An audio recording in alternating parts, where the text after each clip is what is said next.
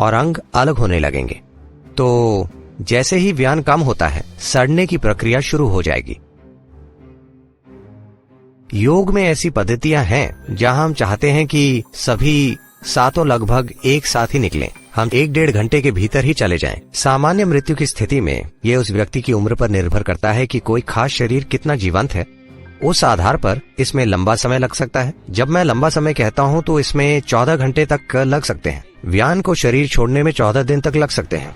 यही कारण है कि इस संस्कृति में आपके पास 14 दिनों तक चलने वाले अनुष्ठान हैं, क्योंकि उन्हें लगता है कि व्यान अभी भी मौजूद हो सकता है। क्योंकि जब आप किसी व्यक्ति को दफनाते हैं तो व्यान अभी भी वहां मंडरा सकता है।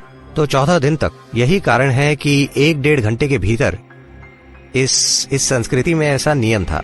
अगर कोई मर जाता है तो 1-1.5 घंटे के भीतर ही आपको उनका दाह संस्कार कर देना चाहिए। लेकिन फिर गलतियां हुई। जब वे अभी भी जीवित थे, किसी ने उन्हें अंतिम संस्कार की चिता पर डाल दिया तो उन्होंने इसे 4 घंटे तक बढ़ा दिया। 4 घंटे के भीतर आपको दाह संस्कार कर देना चाहिए। लेकिन आजकल कुछ और मुद्दे हैं, इसके बारे में हर तरह के मुद्दे हैं। तो लोग 1 दिन 2 दिन इंतजार करते हैं। बेटी अमेरिका में है, उसे आना है, वो 3 दिन बाद आएगी और वे इंतजार करेंगे।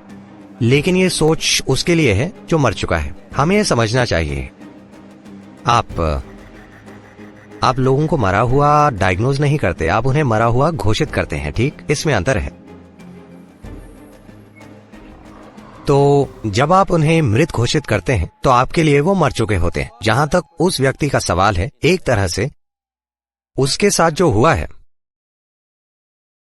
वो ये है कि वो शरीर से निकल गया है। उसने अपना शरीर खो दिया है। जीवन भर वो यही सोचता रहा कि वो एक शरीर है। उसे कभी एहसास नहीं हुआ कि हम जो भौतिक पदार्थ ढोते हैं वो इस धरती से इकट्ठा किया हुआ है।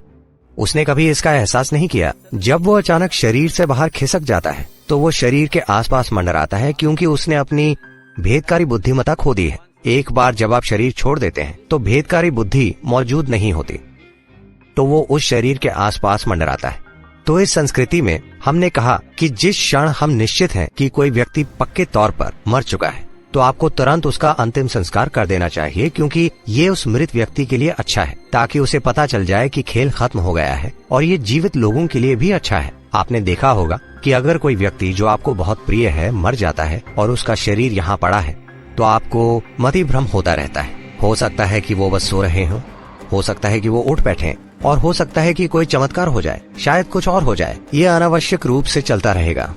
आप देखेंगे कि लोग रो रहे हैं और बड़ा भावनात्मक नाटक हो रहा है। लेकिन जिस पल आप उनका अंतिम संस्कार करते हैं तो आप देखेंगे कि हर कोई शांत हो जाएगा। क्या आपने इस पर गौर किया है? हमेशा, क्योंकि अब हर कोई जानता है कि खेल खत्म हो चुका है। तो ये जीवित के लिए है और ये मृतक के लिए है। तो जीवन के द्वारा इस सिस्टम को छोड़ने के संबंध में ये बहुत उलझा हुआ है। ये कोई बुलबुला नहीं है जो फूटकर ऐसे चला जाएगा। ये चरणबद्ध तरीके से निकलता है, क्योंकि ये चरणबद्ध तरीके से अंदर आया है और ये चरणबद्ध तरीके से ही जाएगा।